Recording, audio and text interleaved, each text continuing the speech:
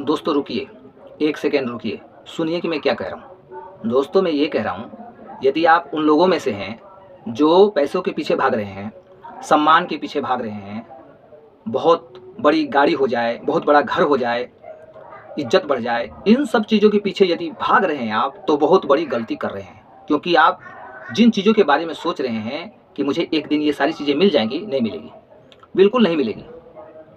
उन चीज़ों को आप अपनी ज़िंदगी में नहीं प्राप्त कर पाएँगे। क्यों? क्योंकि दोस्तों आपका तरीका ही गलत है, आपकी सोच ही गलत है।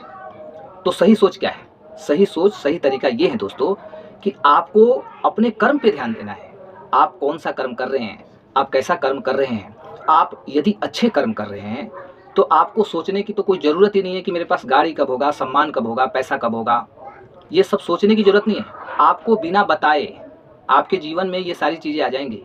ऑटोमेटिकली आ जाएँगी ये सारी चीज़ें। आप सोचो या मत सोचो, आपके पास ये सारी चीज़ें आ जाएँगी। लेकिन यदि बार-बार आपका ध्यान इन सब चीज़ों पे जाएगा ना, तो वो चीज़ें आपको मिलेगी नहीं।